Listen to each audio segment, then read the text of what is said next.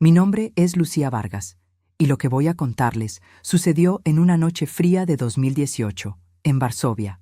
Antes de empezar, quiero hacer un juramento, no ante un tribunal, sino ante mi propia conciencia y ante cada uno de ustedes que me escuchan. Todo lo que mis labios están a punto de relatar es la verdad, tal como la vivieron mis ojos y la sintió mi alma en aquel estadio. No hay exageración en mis palabras, ni tampoco un intento de convencer a los escépticos. Simplemente, voy a abrir una memoria que ha permanecido sellada por años, un recuerdo tan nítido y poderoso que aún hoy me eriza la piel. Les pido que escuchen, no solo con sus oídos, sino con el corazón, porque hay eventos en la vida que desafían toda lógica y nos obligan a mirar hacia un lugar que habíamos olvidado. Esta es mi verdad, y la comparto con el más profundo respeto. Esa noche, el aire dentro del recinto olía a una mezcla densa de cerveza rancia, sudor de miles de cuerpos y esa electricidad estática que se siente en el ambiente justo antes de que se desate una tormenta. Yo estaba detrás de mi consola de sonido, una fortaleza de luces parpadeantes y controles deslizantes. Era la guardiana invisible de un caos perfectamente orquestado, una técnica de sonido acostumbrada al ruido, a la furia de los festivales de rock y a la energía desbordada de las multitudes. Mi trabajo era simple en teoría: asegurar que cada nota, cada grito, cada golpe de batería llegara al público con una claridad impecable. Me sentía cómoda en ese mundo. Era mi dominio, un lugar donde la lógica de las frecuencias y los decibelios reinaba por encima de todo. Pero esa noche, algo se sentía distinto, fuera de lugar. La banda principal, un grupo famoso por su abierto desprecio hacia cualquier forma de fe, se preparaba para subir al escenario. Mientras la multitud coreaba su nombre con una devoción casi fanática, sentí una opresión inusual en el pecho, una quietud anómala que se instalaba justo debajo del estruendo ensordecedor. Era una sensación extraña, como el silencio que se percibe en el ojo de un huracán. Mis manos se movían por inercia sobre la consola, realizando las últimas pruebas, pero mi mente estaba en otra parte. Había una tensión en el aire que no era la habitual adrenalina de un concierto. Era algo más antiguo, más pesado, una presencia silenciosa que observaba desde las sombras del estadio, esperando su momento para manifestarse en medio de todo aquel ruido. Las luces estroboscópicas barrían los rostros anónimos de la multitud, creando un mar de caras momentáneamente iluminadas y luego devueltas a la oscuridad. Pero mis ojos no se detuvieron en ellos. Se fijaron en un objeto en el centro del escenario, un elemento que parecía completamente fuera de lugar en ese contexto de rebeldía y metal. Era una gran cruz de madera, una pieza de utilería siniestra que la banda planeaba usar en su acto. Para ellos era una broma, un símbolo vacío para profanar. Para mí, en ese instante, se convirtió en el epicentro de mi inquietud. Era solo otra noche de trabajo, un juramento profesional de entregar un sonido perfecto, pero una voz interior, clara y fría, me susurraba que el sonido que estaba a punto de amplificar no sería solo música. Antes de continuar, quiero pedirte algo. Quiero que sientas por un momento la atmósfera de ese lugar, el frío en el aire, la expectación de miles de almas, porque lo que sucedió después nos marcó a todos los que estuvimos allí. Y si estas palabras resuenan contigo, si sientes esa conexión, quiero que te suscribas a este canal, para que juntos podamos seguir explorando estos misterios. Es una forma de decir que no estamos solos en esta búsqueda. Y también, me gustaría mucho saber desde dónde me estás escuchando. Déjame un comentario y dime de cuál ciudad eres parte de esta comunidad. Es importante para mí sentir esa cercanía, saber que mi voz llega hasta ti, donde sea que te encuentres en este preciso momento. Ahora, volvamos a esa noche. Después de esa breve conexión contigo, el silencio en mi interior se hizo más profundo, contrastando aún más con el rugido impaciente del público. El aire pareció volverse más denso, casi irrespirable.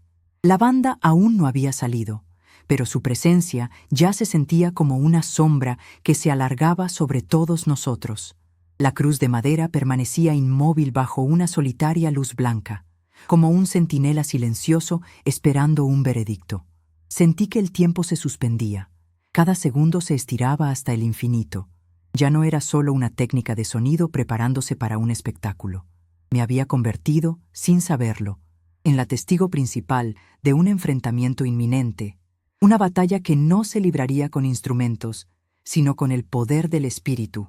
La banda irrumpió en el escenario como una ola de cinismo y distorsión, un torrente de sonido calculado para abrumar los sentidos y anular cualquier pensamiento. Las luces rojas y blancas se clavaban en la oscuridad, revelando a las figuras que emergían del humo artificial. En el centro de todo, como el epicentro de un terremoto, estaba el vocalista. No era solo un músico, era un predicador de la nada, un hombre carismático con una mirada febril que parecía perforar el alma de cada persona en la audiencia. Se movía con una confianza líquida, una arrogancia que no era simple pose de estrella de rock. Había algo más en él, una convicción fría y metódica en su misión de esa noche. Sus ojos no buscaban la adoración del público, buscaban algo más, un adversario invisible al que planeaba humillar públicamente, y nosotros éramos sus testigos. Su voz, que yo misma me encargaba de proyectar hasta el último rincón del estadio, no era solo un instrumento musical, era un arma. Cada palabra estaba cargada de un veneno sutil, un desprecio que iba más allá de la simple rebeldía adolescente. No solo cantaba contra la fe, la diseccionaba con una precisión quirúrgica, la ridiculizaba con una inteligencia cruel que la multitud celebraba con un fervor casi religioso. Rugían en aprobación con cada blasfemia, hipnotizados por su liturgia de la negación. Yo, desde mi consola, sentía cada sílaba como una pequeña descarga eléctrica. Era mi trabajo asegurar que su mensaje llegara con claridad, y en ese momento me sentí como la forjadora del martillo que estaba a punto de caer. Era una cómplice silenciosa, la proveedora técnica de una profanación anunciada. El ambiente dentro del estadio cambió de forma palpable. Ya no era la energía vibrante de un concierto, se había transformado en algo más denso, más pesado. El aire parecía cargado de una electricidad estática que erizaba el vello de los brazos. Las notas graves del bajo no solo se escuchaban, se sentían en la caja torácica, un pulso constante y opresivo que marcaba el ritmo de una cuenta regresiva. Era una cuenta regresiva emocional hacia el momento que todos sus seguidores esperaban, el clímax de su sermón de incredulidad. Yo observaba las ondas sonoras en mis monitores, líneas verdes que danzaban al compás de su desafío, y me preguntaba si la energía que se acumulaba en ese lugar era puramente acústica o si estaba despertando algo más, una fuerza silenciosa que escuchaba y esperaba. Él se movía por el escenario como un depredador acechando a su presa, y su presa era esa simple cruz de madera plantada en el centro. La rodeaba, la señalaba, a veces se detenía frente a ella y sonreía con una suficiencia que helaba la sangre. No era un acto espontáneo. Cada gesto estaba ensayado. Cada pausa dramática estaba calculada para aumentar la tensión. La multitud seguía sus movimientos como si estuvieran hipnotizados, sus ojos yendo del hombre a la cruz, esperando la colisión inevitable. Para ellos, era el máximo acto de liberación, la destrucción de un viejo ídolo. Para mí, se sentía como ver a un niño jugando con fuego en un polvorín, completamente ajeno a la magnitud de la explosión que estaba a punto de provocar. Mis manos se movían sobre los controles con la memoria muscular de años de experiencia. Subía un fader, ajustaba un ecualizador, equilibraba la mezcla. Un trabajo técnico, mecánico, pero mi mente estaba en un lugar completamente diferente. Me sentía desconectada de mis propias acciones, como si estuviera viendo una película de mi vida. Cada ajuste que hacía para que su voz sonara más poderosa, más imponente, se sentía como una traición a algo profundo dentro de mí.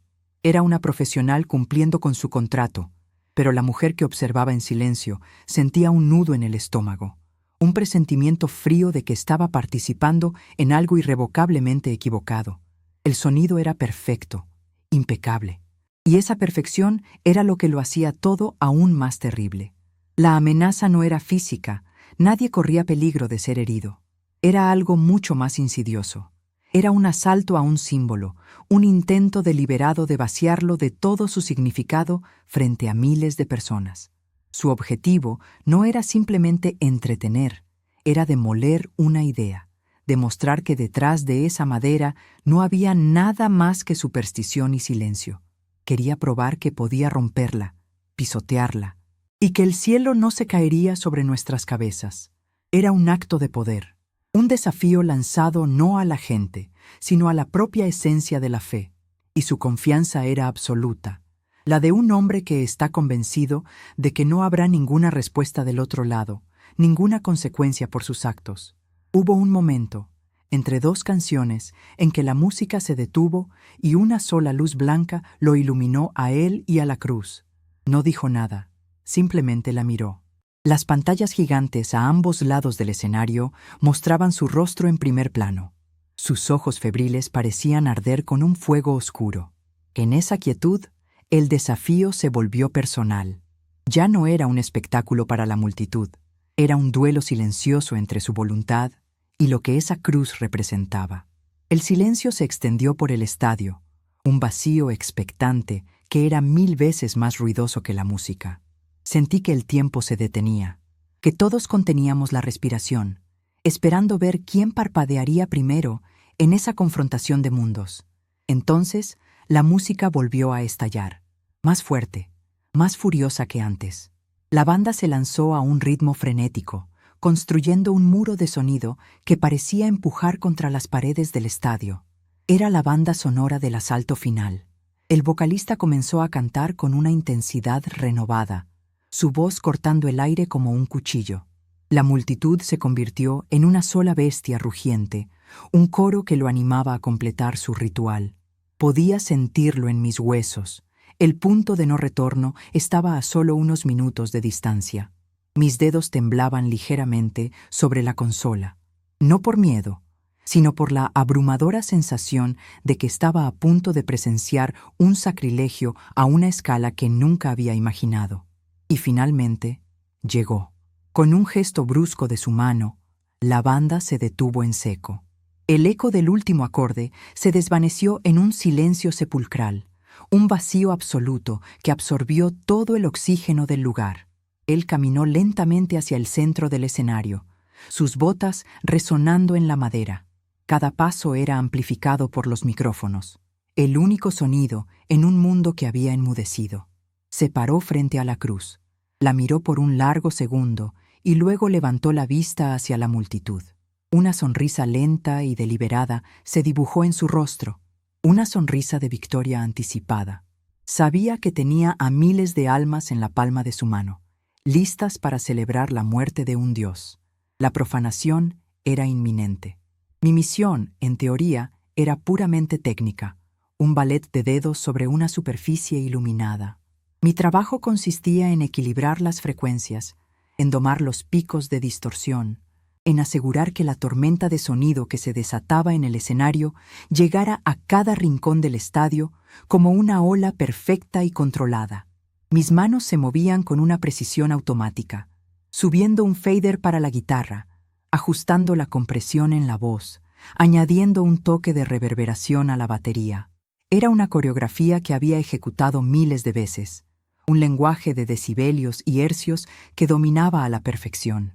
Pero esa noche, mientras mis manos cumplían con su deber, mi espíritu se sentía como si hubiera sido arrojado a un viaje hostil, una travesía forzada a través de un paisaje sonoro diseñado para aniquilar el silencio y la contemplación. El ambiente que me rodeaba era una construcción deliberada, un infierno artificial creado con luces y humo. El calor que emanaba de la consola y de los racks de amplificadores se mezclaba con el calor humano de la multitud, creando una atmósfera densa y sofocante. El olor a humo artificial, con su dulzor químico, se adhería a mi ropa y a mi cabello, mientras el bajo constante, una frecuencia grave y gutural, no solo se oía, sino que vibraba en mi caja torácica, en mis huesos, como el latido de un corazón enfermo y gigantesco. Me sentía atrapada dentro de una máquina, una pieza más en el engranaje de aquel ritual de ruido y furia, y cada ajuste que hacía en la mezcla parecía apretar un poco más los tornillos de mi propia jaula sensorial. En medio de ese asalto a los sentidos, Mi misión técnica comenzó a sentirse como una carga moral. Cada vez que realzaba la voz del cantante, sentía que estaba afilando un cuchillo. Cada vez que daba más poder al estruendo de la banda, sentía que estaba construyendo los muros de una prisión para el espíritu. El ruido era tan absoluto, tan penetrante, que parecía no dejar espacio para ningún otro tipo de existencia. Era un sonido que no buscaba la conexión o la euforia, sino la anulación. Quería llenar cada vacío, cada resquicio de silencio, hasta que no quedara nada más que su propia vibración abrumadora. Y yo era la arquitecta de esa anulación, la que se aseguraba de que la demolición fuera impecable. Fue entonces cuando sentí la primera ola de una profunda extenuación. Pero no era el cansancio físico habitual de una larga noche de trabajo. Era un agotamiento del alma. El aire parecía haberse vuelto pesado, espeso como el agua, y cada respiración requería un esfuerzo consciente. Un sudor frío me recorrió la espalda, a pesar del calor del lugar. Mis sienes palpitaban al ritmo opresivo del bajo, y por un momento tuve que apoyarme en la consola, cerrando los ojos, sintiendo cómo la energía del lugar me drenaba, como si estuviera absorbiendo mi propia fuerza vital para alimentar la hoguera de negación que ardía en el escenario. Me sentía increíblemente sedienta, pero no de agua, sino de silencio, de un solo instante de paz. Al abrir los ojos, noté la primera anomalía. En uno de mis monitores de espectro, que traduce el sonido en una imagen visual, una línea verde que debería haber estado danzando frenéticamente se quedó plana por un microsegundo. Un silencio visual en medio del caos auditivo. No hubo un fallo de sonido. La música no se detuvo, pero la representación gráfica de esa música se desvaneció por una fracción de segundo. Fue un parpadeo, un instante imposible que mi cerebro técnico no pudo procesar. Lo atribuí a una sobrecarga momentánea, a una falla del equipo, pero una parte más profunda de mí supo que había visto una grieta en la pared del ruido, una pequeña fisura en la realidad que se nos estaba imponiendo. Poco después ocurrió de nuevo, pero esta vez en mis auriculares. Entre una canción y la siguiente, en el breve espacio de 2 segundos antes de que la multitud estallara en aplausos, escuché un pulso de estática pura. No era el zumbido normal de los amplificadores, ni una interferencia de radio. Era un sonido diferente, casi orgánico, como una respiración contenida o el susurro de hojas secas arrastradas por un viento inexistente. Duró menos de un segundo, pero fue tan claro, tan fuera de lugar, que me quité los auriculares de un tirón, mirando a mi alrededor. Nadie más parecía haberlo notado. Era un susurro divino en medio de un grito blasfemo, un secreto solo para mí. Y entonces llegó el olor, en un lugar que apestaba a cerveza derramada, sudor y humo químico. Una fragancia completamente anómala flotó en el aire alrededor de mi consola. Era un aroma a incienso, a mirra, a algo antiguo y sagrado, como el interior de una iglesia centenaria. Era tan intenso y real que cortó a través de los otros olores como un rayo de luz en la oscuridad. Busqué con la mirada, pensando que quizás alguien cerca de mí había encendido algo, pero no había nadie. El olor estaba solo allí, en mi pequeño espacio, un santuario olfativo en medio de la profanación. Era una señal tan directa, tan imposible de ignorar, que el vello de mis brazos se erizó por completo. Mi mente racional luchaba desesperadamente por encontrar una explicación lógica, una alucinación por el cansancio, una extraña corriente de aire que había traído un olor del exterior, una falla neurológica causada por las bajas frecuencias. Intenté aferrarme a cualquier cosa que me mantuviera anclada en el mundo que conocía, el mundo de la ciencia y la física del sonido. Pero mi corazón sabía la verdad. No estaba sola en esa cabina de control. Esas señales, el parpadeo en el monitor, la estática en los auriculares, el perfume sagrado, no eran fallos técnicos, eran mensajes, eran pequeños actos de resistencia de una realidad mucho más grande que estaba siendo atacada. La presencia se hizo más palpable. Sentí un calor suave en mi mano derecha, la que descansaba sobre el fader principal de la voz. No era el calor del equipo, era una calidez gentil, como si alguien hubiera posado su mano sobre la mía por un instante. No me asustó. Por el contrario, me infundió una calma extraña, una sensación de propósito que silenció el pánico que comenzaba a crecer en mi interior. Ya no era solo una espectadora aterrorizada, me sentía como una centinela, una guardiana de un umbral invisible.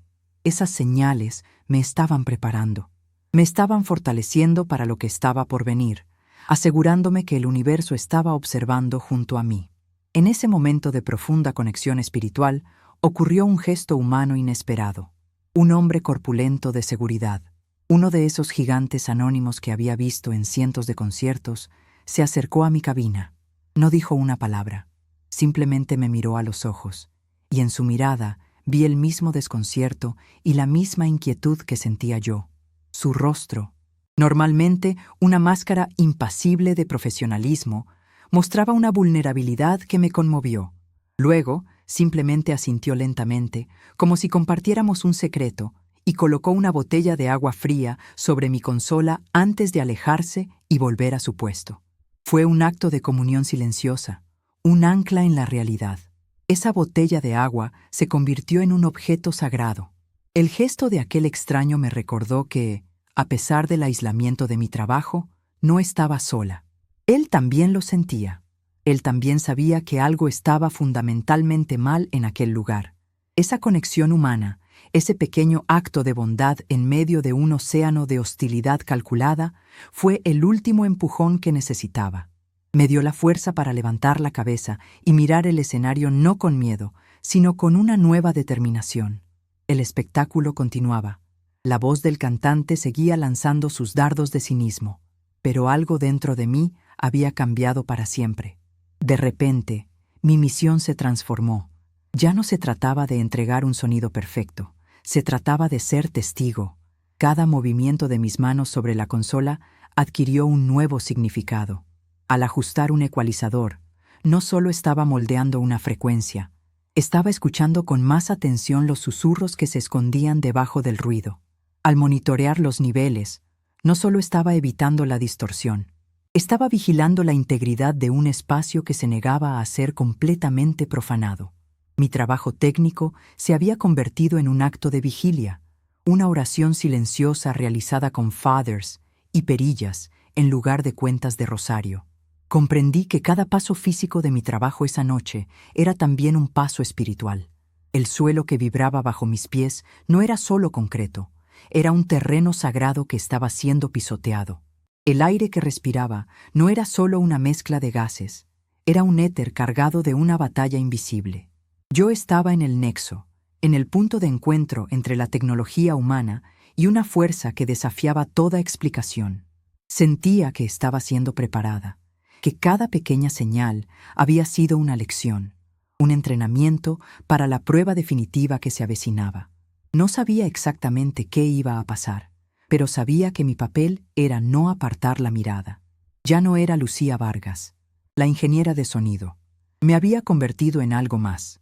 Era un par de ojos y un par de oídos elegidos para registrar los eventos de esa noche, no para un archivo de audio, sino para la memoria del alma.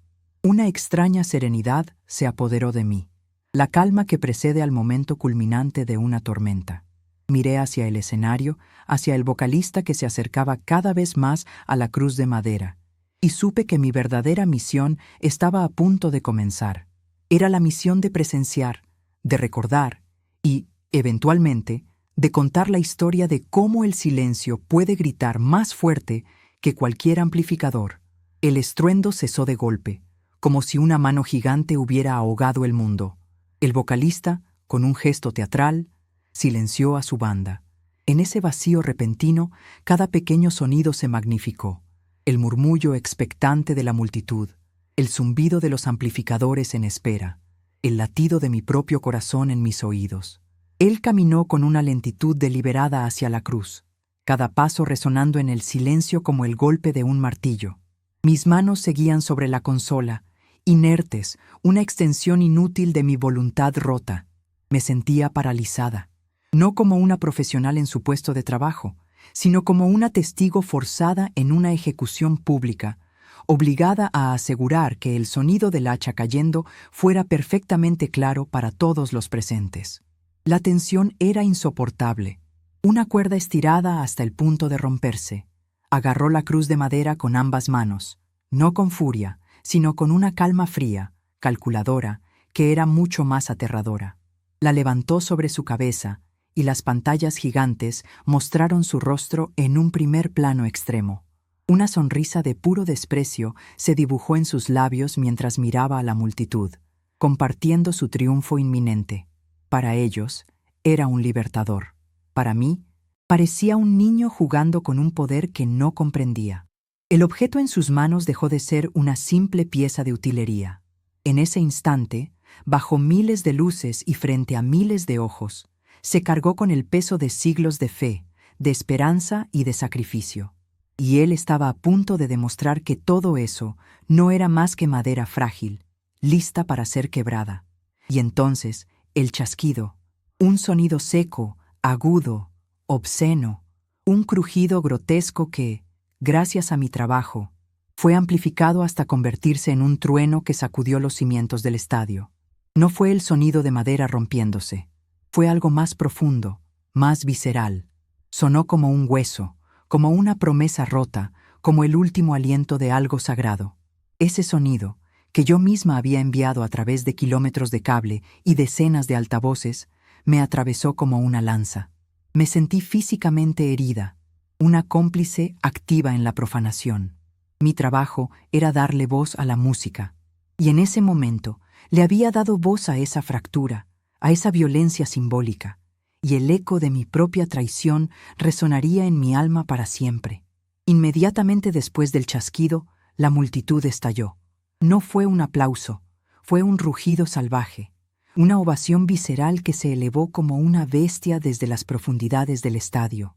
Celebraban la destrucción, aclamaban la profanación como si fuera una victoria contra un viejo tirano. Y mientras esa ola de sonido me golpeaba, algo dentro de mí se rompió junto con la cruz. Mi profesionalismo, esa armadura que me había puesto durante años para sobrevivir en este mundo de ruido y cinismo, se hizo añicos. De repente, la consola frente a mí parecía un altar extraño y ajeno. Las luces parpadeantes, que siempre me habían parecido familiares y reconfortantes, ahora me parecían los ojos fríos e indiferentes de un dios tecnológico que acababa de presenciar un asesinato. El mundo perdió su color. Todo se volvió gris, opaco. Las luces del escenario, que momentos antes eran vibrantes y llenas de vida, ahora parecían pálidas y enfermizas. El rugido de la multitud se convirtió en un zumbido distante, como si lo estuviera escuchando desde el fondo del océano. Me sentí completamente vacía, hueca. El aire que respiraba ya no me llenaba los pulmones. Era solo un testigo mudo de un abandono total, la prueba final de que el cielo estaba en silencio, de que la fe había sido humillada en un altar de decibelios y luces de neón sin que hubiera ninguna respuesta. La soledad que sentí en ese momento fue la más profunda y absoluta que he conocido en mi vida. Era la soledad de un universo sin Dios. Busqué en mi interior una oración, un rezo, cualquier palabra que pudiera servir de ancla en esa tormenta de desesperación. Pero mi mente estaba en blanco. Era un desierto donde solo resonaba el eco de la madera quebrándose. Mis labios se movieron, tratando de formar las palabras que me habían enseñado de niña, pero no salió ningún sonido. Solo un susurro silencioso, una pregunta lanzada al vacío que me rodeaba. ¿Dónde estás, Señor? ¿Por qué permites esto? ¿Por qué este silencio ensordecedor en el momento de la mayor blasfemia? No esperaba una respuesta, ni siquiera un consuelo. Era simplemente el lamento de un alma que se sentía completamente abandonada. La última brasa de fe extinguiéndose en una noche fría y sin estrellas. Mis manos cayeron de la consola, pesadas, inútiles. Se posaron a mis costados como dos pájaros muertos. Ya no tenía la fuerza para seguir fingiendo, para seguir siendo la técnica de sonido.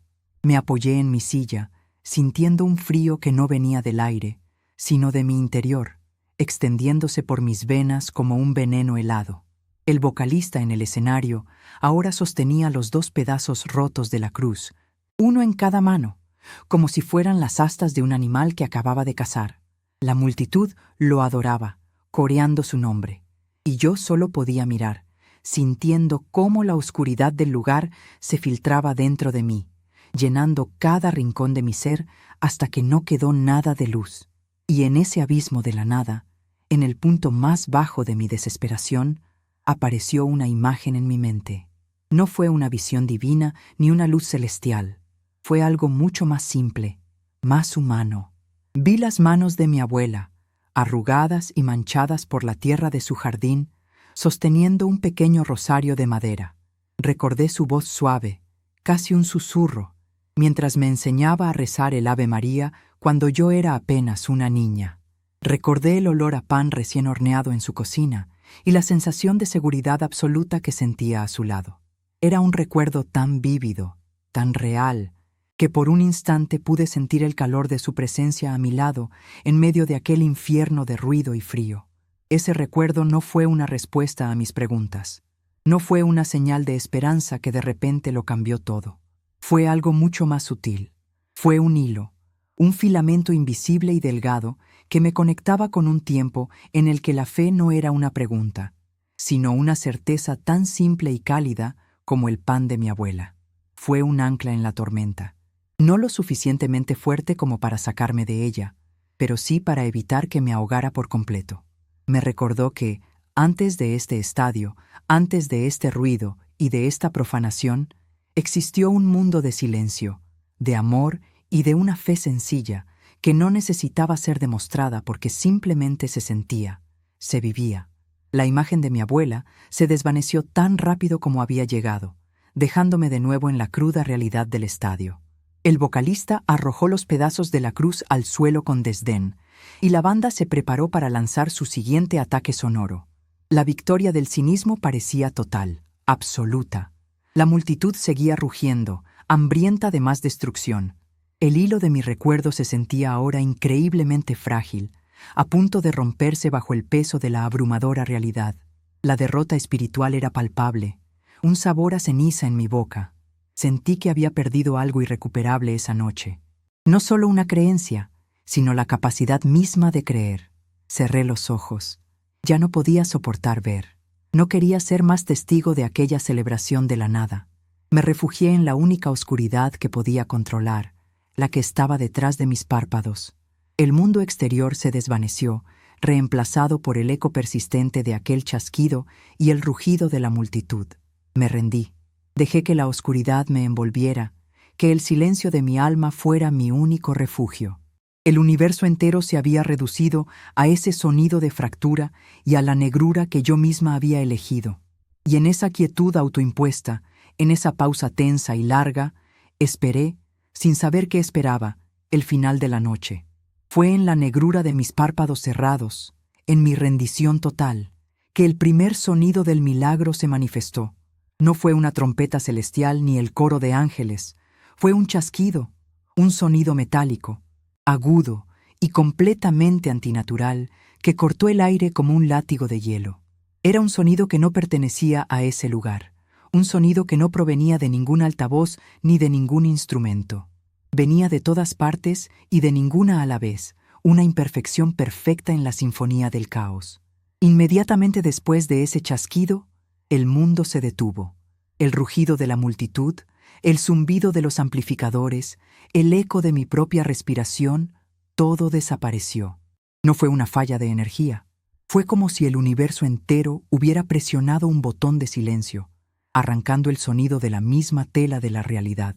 Abruptamente, me encontré flotando en un vacío absoluto, un silencio tan profundo y pesado que se sentía como un objeto sólido. Abrí los ojos. La oscuridad que había buscado voluntariamente ahora era una realidad impuesta. Todas las luces del estadio, desde los reflectores del escenario hasta las pequeñas luces de emergencia en las salidas, se habían apagado al unísono. Mi consola, mi fortaleza de tecnología y control, era ahora una tumba de plástico y metal. Sus pantallas muertas, sus luces apagadas, un cementerio de circuitos. Y en esa oscuridad total, el silencio se volvió aún más denso, más palpable. Era un silencio que tenía peso, que presionaba contra mis tímpanos, que llenaba mis pulmones. No era la ausencia de ruido, era la presencia abrumadora de la quietud. Decenas de miles de personas, sumidas en la misma oscuridad y el mismo silencio, y ni una sola de ellas se atrevió a romperlo con un grito o un susurro. Entonces sentí el viento. No fue una brisa, fue una ráfaga helada y poderosa que barrió el estadio de un extremo a otro, un fenómeno imposible en un recinto completamente cerrado. El aire se movió con una fuerza propia, haciendo que mi cabello se agitara y mi ropa se pegara a mi piel. Este viento no era natural, no arrastraba polvo ni basura, arrastraba un olor, un aroma que mi cerebro primitivo reconoció al instante. Olía a ozono, a tierra mojada justo después de que cae un rayo. El olor de la atmósfera cargada de una energía pura y primordial. Era el perfume de una tormenta que no se desataba en el cielo, sino en el alma misma de aquel lugar. El frío era tan intenso que me hizo temblar. Un frío que no solo enfriaba la piel, sino que parecía penetrar hasta los huesos, limpiando el aire viciado de sudor y humo. Mis ojos, adaptándose lentamente a la oscuridad, buscaron el escenario, y lo vi. El vocalista estaba congelado en su lugar, una silueta inmóvil contra la negrura. Los 2 pedazos de la cruz seguían en sus manos, pero ya no los sostenía como trofeos. Sus brazos estaban rígidos a sus costados, como si el objeto le quemara, pero no pudiera soltarlo. Su rostro, apenas visible, ya no era una máscara de arrogancia, sino de puro e infantil terror. Estaba petrificado, atrapado en el tiempo, un prisionero del silencio y la oscuridad que él mismo había invocado. Su banda, detrás de él, eran estatuas de sombras, figuras inertes que habían perdido toda su energía desafiante. El gran predicador de la nada se había quedado, finalmente, sin palabras, enfrentado a un silencio que era mucho más elocuente que cualquiera de sus gritos. ¿Y la multitud? La multitud era un mar de estatuas silenciosas. Nadie se movía, nadie hablaba. Podía sentir la tensión colectiva, la incredulidad compartida de miles de almas suspendidas en un momento que desafiaba toda explicación. El pánico que debería haber estallado en una situación como esa, una pérdida total de energía en un lugar abarrotado, simplemente no existía. Había sido reemplazado por algo mucho más profundo, el asombro, un asombro reverencial y aterrador. Todos éramos testigos de lo mismo, prisioneros voluntarios de un poder que había decidido manifestarse no con ruido y furia, sino con la quietud más absoluta. En ese instante, dejamos de ser una multitud de extraños. Nos convertimos en una congregación unida por un milagro que apenas comenzaba a desplegarse ante nuestros ojos atónitos. Fue entonces cuando la luz apareció. No vino de arriba, no fue un rayo que atravesó el techo. Brotó desde el suelo. En el punto exacto del escenario donde la cruz se había roto, una fisura de luz dorada apareció en la madera.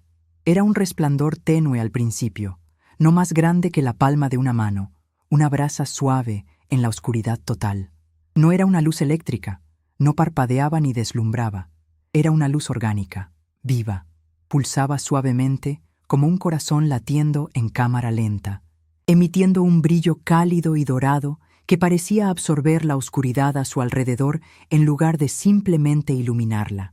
Era la luz más hermosa y a la vez más aterradora que he visto en mi vida, porque supe, con una certeza que me heló la sangre, que no era de este mundo. La luz comenzó a expandirse. Con una lentitud deliberada, casi ceremonial, el resplandor creció, extendiéndose desde el centro de la fractura. No se movía como el fuego, devorando la superficie. Se movía como la tinta en el agua, impregnando la madera, llenando las vetas y las astillas con su esencia dorada. Los 2 pedazos rotos de la cruz, aún en las manos paralizadas del cantante, comenzaron a brillar desde adentro como si estuvieran hechos de ámbar fundido. La luz no proyectaba sombras, parecía existir en una dimensión propia, una fuente de luminiscencia que no obedecía a las leyes de la física que yo conocía. Y a medida que crecía, el frío del viento comenzó a disiparse, reemplazado por una calidez suave y reconfortante que emanaba de esa fuente imposible. Pronto, la luz fue lo suficientemente intensa como para iluminar los rostros de las primeras filas, y lo que vi en esas caras me quitó el aliento. No había miedo, no había confusión, solo una expresión de asombro puro, con los ojos muy abiertos y las bocas ligeramente entreabiertas, como niños presenciando la primera nevada de sus vidas. Vi lágrimas silenciosas rodando por las mejillas de hombres rudos con chaquetas de cuero. Vi a mujeres jóvenes con el rostro pintado de negro levantar sus manos lentamente, no en un gesto de rock, sino en uno de adoración instintiva. El poder que se manifestaba en el escenario no estaba juzgando, no estaba castigando, simplemente estaba, y su mera presencia era suficiente para desarmar el cinismo y derretir la dureza de cada corazón en ese lugar. Y entonces lo escuché, o más bien, lo sentí. No era un sonido que entrara por mis oídos, era una vibración, una frecuencia increíblemente baja y constante que parecía emanar de la tierra misma. Era un zumbido sutil que sentí en la planta de mis pies, que subió por mis piernas y resonó en mi pecho, justo en el centro de mi esternón. Era el sonido del silencio, la música de la luz. Era una nota fundamental, una vibración de creación que afinaba todo mi ser con su frecuencia. La sensación era indescriptible, una mezcla de paz absoluta y poder sobrecogedor. Era como estar de pie dentro de la campana de una iglesia mientras suena, sintiendo la resonancia en cada célula de mi cuerpo, pero sin el estruendo ensordecedor.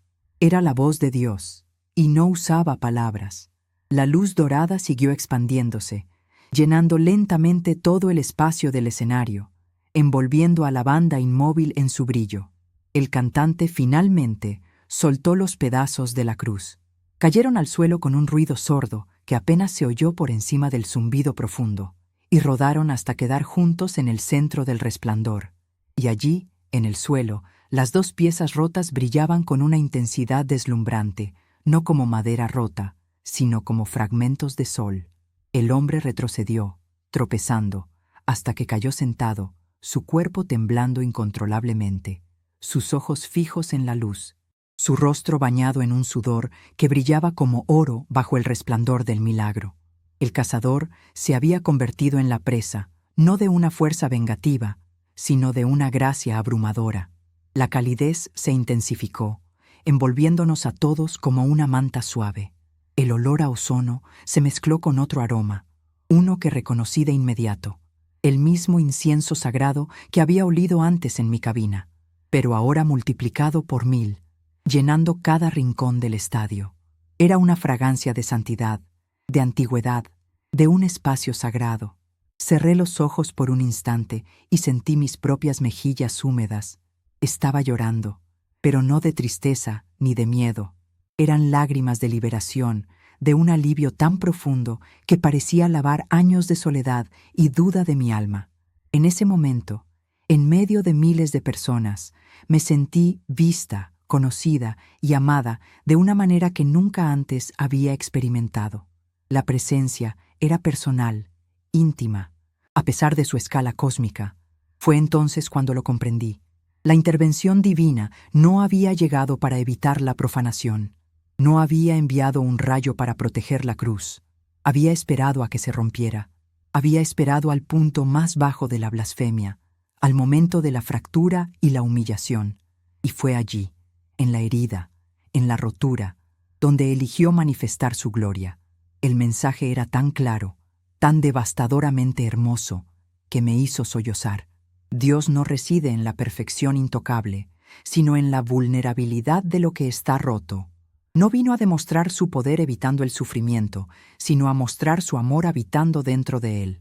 La cruz no era poderosa porque era indestructible, era poderosa porque, incluso rota, podía convertirse en una fuente de luz inextinguible. La luz dorada alcanzó su máxima intensidad. Por un momento glorioso, llenó todo el estadio. No había oscuridad en ninguna parte.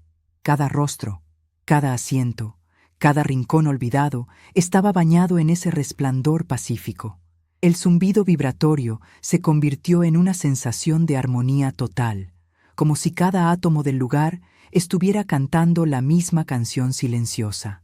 El tiempo pareció detenerse por completo. En esa luz no había pasado ni futuro, solo un presente eterno y sagrado. Éramos miles de almas flotando en un océano de paz dorada, despojados de nuestras máscaras, de nuestro cinismo, de nuestro miedo, unidos en un acto de comunión silenciosa que trascendía cualquier religión o credo. Fuimos testigos de la belleza en el corazón de lo roto. Tan lentamente como había llegado, la luz comenzó a retroceder. No se apagó de golpe. Se contrajo suavemente, retirándose del público, del escenario, volviendo a su punto de origen. El zumbido se desvaneció, la calidez disminuyó, el olor a incienso se suavizó, dejando solo el persistente aroma de la lluvia fresca. La luz se concentró de nuevo en los 2 pedazos de madera en el suelo, que brillaron intensamente por un último instante, como una estrella enana colapsando sobre sí misma, antes de que el resplandor se extinguiera por completo, dejando tras de sí solo 2 simples trozos de madera ordinaria sobre un escenario oscuro.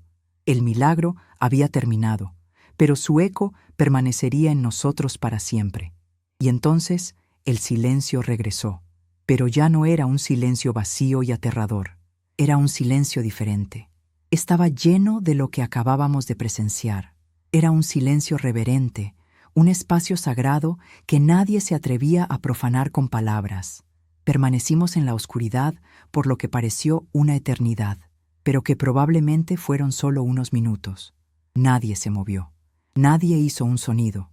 Todos estábamos procesando, absorbiendo, tratando de comprender el regalo que se nos había dado. En esa quietud compartida, en esa oscuridad preñada de significado, la noche había cambiado irrevocablemente. La batalla no se había ganado con poder, sino con presencia, y el mundo, para todos los que estuvimos allí, nunca volvería a ser el mismo. Y entonces, con la misma brusquedad con la que se había ido, la energía regresó. No fue un retorno suave, fue un zumbido eléctrico que recorrió el estadio, y las luces del escenario se encendieron con una crudeza casi violenta. Parecían vulgares, estridentes, una imitación barata de la luz pura y dorada que acabábamos de presenciar. El hechizo se rompió, devolviéndonos a la cruda realidad de los cables, el metal y el plástico. El silencio reverente fue reemplazado por el zumbido constante de los amplificadores, un sonido que antes era mi entorno natural, pero que ahora me resultaba profano, una interrupción grosera en un espacio que se había vuelto sagrado. Fue como despertar de un sueño profundo y encontrarse en una habitación desconocida y hostil. La magia se había retirado, dejándonos parpadeando bajo la dura luz de un mundo que ya no entendíamos del todo. El vocalista, que había permanecido sentado en el suelo, se estremeció como si hubiera recibido una descarga eléctrica. La arrogancia, la confianza, el desprecio, todo se había desvanecido de su rostro, reemplazado por una expresión de terror primordial. El miedo de un hombre que se ha asomado al abismo y ha descubierto que el abismo le devolvía la mirada. Soltó los 2 pedazos de la cruz como si le quemaran la piel y se arrastró hacia atrás, lejos de ellos. Se puso de pie, tropezando, y miró a la multitud con los ojos desorbitados, buscando una respuesta que nadie podía darle. Se acercó al micrófono, su refugio, su arma, y abrió la boca para hablar, para recuperar el control. Pero de sus labios no salió ninguna palabra articulada, solo un balbuceo ahogado, el sonido de un lenguaje roto, de una certeza hecha añicos. Sin decir una palabra más, se dio la vuelta y, con la cabeza gacha, prácticamente huyó del escenario. No fue la salida triunfal de una estrella de rock, fue la retirada vergonzosa de un hombre derrotado. Sus compañeros de banda lo siguieron en un silencio sepulcral, sus instrumentos abandonados, sus siluetas desapareciendo en la oscuridad de los bastidores. La gran tormenta de ruido y furia había terminado no con un estruendo, sino con un susurro de miedo. El escenario, que momentos antes había sido el altar de su blasfemia, ahora era el monumento a su humillación. La justicia divina, me di cuenta en ese momento, no había sido un castigo de fuego y azufre. Había sido algo mucho más sutil y devastador. una simple revelación de la verdad. Una presencia tan abrumadora que disolvió la mentira sin necesidad de levantar la voz. La multitud permaneció en silencio por un largo momento, procesando la repentina ausencia. Nadie gritó pidiendo un reembolso. Nadie abucheó. El espectáculo para el que habían pagado había terminado, pero el que habían presenciado gratuitamente los había cambiado para siempre.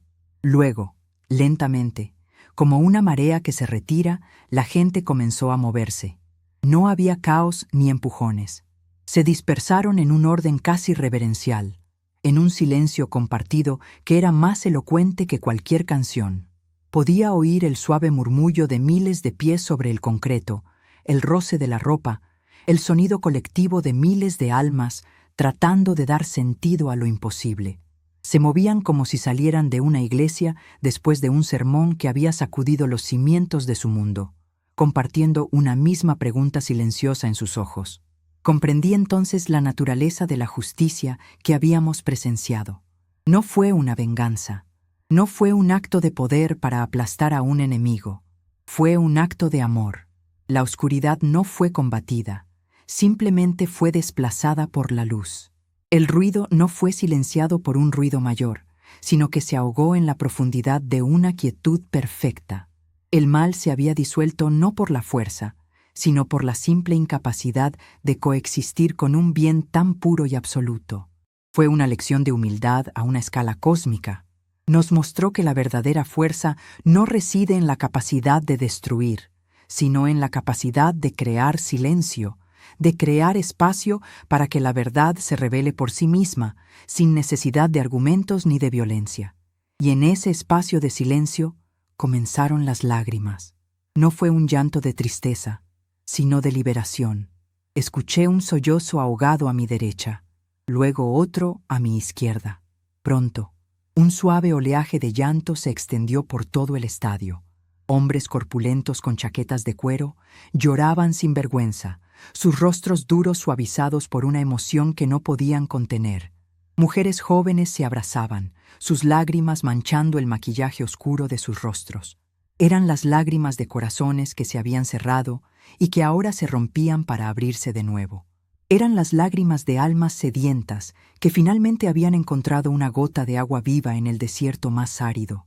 El sonido de ese llanto colectivo no era de dolor, era el sonido de un dique rompiéndose, liberando un río de gracia contenida. Si usted cree que Dios todavía obra milagros, que su luz todavía puede brillar en los lugares más oscuros y que su silencio puede hablar más fuerte que cualquier grito de desafío, le pido que haga una pausa por un momento. Sienta la verdad de esta historia en su corazón. Y si resuena con usted, si siente esa misma necesidad de afirmar que la esperanza no está perdida, escriba amén en los comentarios. No es solo una palabra, es una declaración de fe, un faro que encendemos juntos en la oscuridad, una forma de decir que no estamos solos en esta creencia. Es nuestra manera de unir nuestras voces, no en un grito, sino en una oración compartida que se eleva desde todos los rincones del mundo, creando una comunidad de esperanza. El llanto en el estadio comenzó a disminuir, transformándose en una paz palpable, una serenidad que se asentó sobre todos nosotros como un manto suave. La gente no se apresuraba a irse. Muchos permanecían en sus asientos, con las cabezas inclinadas. Otros se arrodillaron allí mismo, sobre el suelo pegajoso de cerveza derramada, transformando ese espacio profano en un santuario improvisado. Vi grupos de amigos abrazados, susurrándose palabras de consuelo y asombro. La atmósfera de agresión y cinismo se había evaporado por completo, reemplazada por una sensación de comunidad frágil, pero increíblemente real. Éramos extraños unidos, no por una banda de rock, sino por un misterio compartido que nos había despojado de todas nuestras defensas, dejándonos simplemente como seres humanos ante lo divino. Mis ojos se encontraron de nuevo con el guardia de seguridad, el hombre corpulento que me había ofrecido agua. Estaba de pie junto a una de las salidas, pero no estaba trabajando. Se había quitado la gorra y la sostenía contra su pecho con ambas manos. Su rostro, normalmente una máscara de estoicismo profesional, estaba bañado en lágrimas. No se movía, Simplemente miraba hacia el escenario vacío con una expresión de asombro y gratitud que me partió el corazón. En ese hombre, en su vulnerabilidad expuesta, vi el reflejo de todos nosotros. Vimos algo que rompió nuestras armaduras, que nos recordó una verdad olvidada en lo profundo de nuestros corazones, que somos amados, que no estamos solos y que la gracia puede encontrarnos incluso en el lugar más improbable. Comenzaron a ocurrir pequeños milagros humanos por todas partes. Vi a un joven con el pelo teñido de azul ayudar a una mujer mayor a bajar las escaleras. Vi a 2 hombres, que antes del concierto casi llegan a los golpes por un lugar, darse la mano con una sonrisa de comprensión. La música los había dividido, los había convertido en competidores. El silencio los había unido, los había convertido en hermanos. La reconciliación flotaba en el aire, un perdón no hablado pero profundamente sentido. Era como si la luz dorada hubiera quemado no solo la oscuridad, sino también la ira, el resentimiento y la soledad que tantos de nosotros llevábamos dentro, dejando en su lugar un terreno fértil para la compasión y la conexión humana. Entonces, 2 miembros del personal del estadio, hombres de mediana edad con rostros cansados, subieron al escenario. Se movieron con una lentitud reverente, como si estuvieran pisando tierra santa. Se acercaron a los 2 pedazos de madera que yacían en el suelo. Uno de ellos se arrodilló y, con un cuidado infinito, recogió una de las piezas.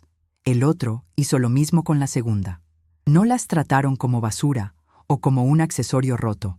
Las sostuvieron como si fueran los fragmentos de una reliquia sagrada, que en cierto modo ahora lo eran. Los vi llevarse los pedazos de la cruz fuera del escenario, y supe que esos trozos de madera, testigos de la profanación y del milagro, nunca serían desechados. Habían sido transformados para siempre. El aire dentro del estadio había cambiado por completo. El olor denso a sudor, cerveza y humo había desaparecido. En su lugar, el aire se sentía ligero, limpio, casi dulce, con el persistente aroma a tierra mojada después de la lluvia.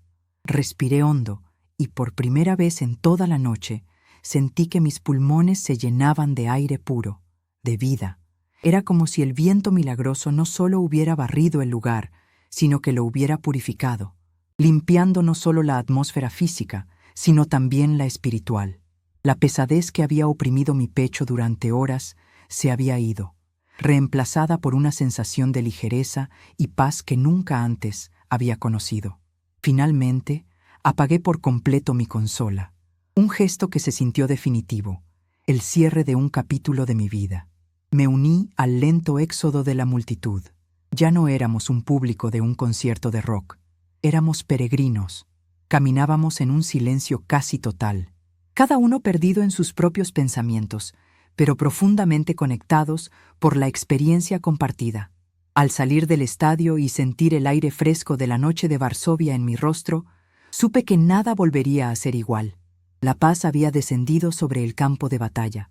No una paz de ausencia de conflicto, sino una paz que nace de una presencia abrumadora.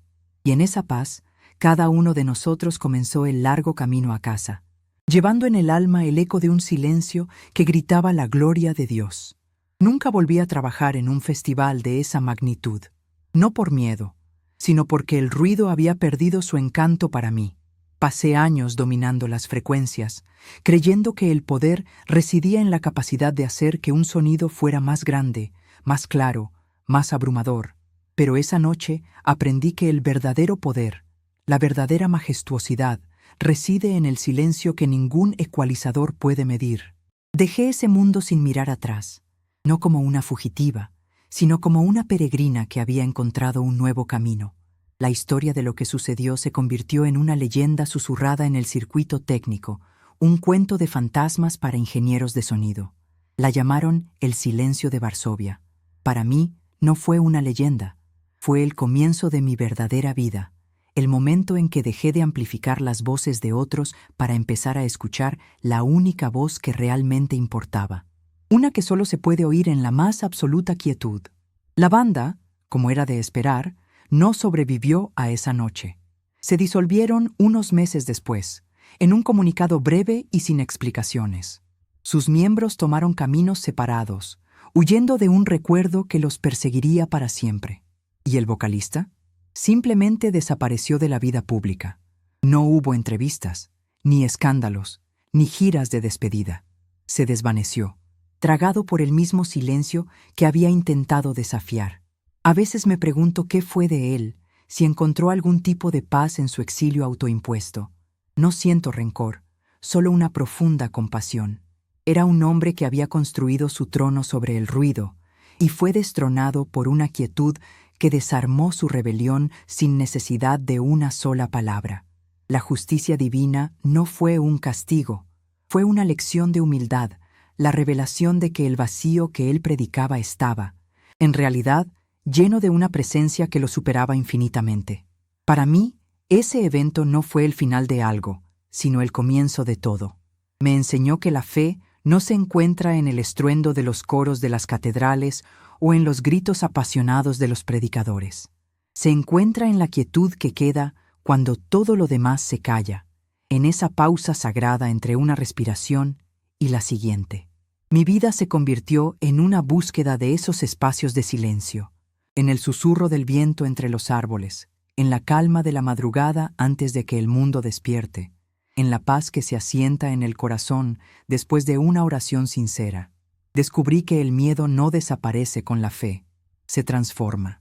La oscuridad que sentí en el punto más bajo de esa noche no fue eliminada, fue iluminada desde adentro, convertida en un faro que me guía hasta el día de hoy, recordándome que incluso en la fractura más profunda puede nacer la luz. Aquella noche, una cruz fue profanada con la intención de demostrar que no era más que madera vacía, pero en su lugar, miles de nosotros sentimos una presencia que lo llenó todo, un amor que se derramó precisamente desde la herida, desde la rotura. Comprendí que lo sagrado no reside en lo perfecto e intacto, sino en la capacidad de lo roto para convertirse en un canal de gracia. Fue en el momento de la máxima humillación del símbolo que su poder se reveló en su forma más pura. No era el poder de la invulnerabilidad, sino el poder redentor del amor que elige habitar en nuestras fracturas, en nuestras debilidades, en nuestros fracasos. El mensaje era claro y resonaría en mi alma para siempre. No debemos temer a nuestras heridas, porque es a través de ellas por donde, a menudo, entra la luz más brillante. El legado de esa noche no se desvaneció con el amanecer. Los dos hombres del personal que recogieron los pedazos de la cruz nunca hablaron públicamente de ello, pero supe años después que no los desecharon. Se convirtieron en guardianes silenciosos de esos fragmentos, dos trozos de madera ordinaria que habían sido testigos de un milagro extraordinario. Se dice que esos pedazos, llevados a un pequeño monasterio en las afueras de la ciudad, comenzaron a irradiar una calidez inexplicable, una paz que atraía a los corazones más atribulados. Lo que ocurrió con esos fragmentos de la cruz es otra historia, un testimonio de que un milagro nunca termina en sí mismo, sino que planta semillas de gracia que continúan floreciendo en los lugares más inesperados. Mucho después de que las luces del escenario se hayan apagado y el eco del silencio se haya desvanecido. Esa experiencia me dejó una certeza que quiero compartir contigo. En los momentos más oscuros de tu vida, cuando sientas que tu fe se quiebra, cuando el ruido del mundo intente convencerte de que estás solo y de que el cielo está en silencio, recuerda esta historia. Recuerda que la intervención divina a menudo no llega para evitar que nos rompamos, sino que se manifiesta precisamente en nuestra rotura. La presencia de Dios no es una armadura que nos protege del dolor, es una luz que nace desde el interior de nuestras heridas, transformando nuestro miedo en un testimonio de esperanza. No temas al silencio que sigue a la tormenta, porque es en esa quietud sagrada donde su voz se escucha con más claridad, no como un trueno, sino como un susurro que te recuerda que nunca, jamás, has estado solo. Desde aquella noche, ya no busco a Dios en los terremotos, ni en los grandes fuegos. He aprendido a encontrarlo en el suave murmullo del silencio, en la paz que se asienta en el alma cuando todo el ruido finalmente se detiene.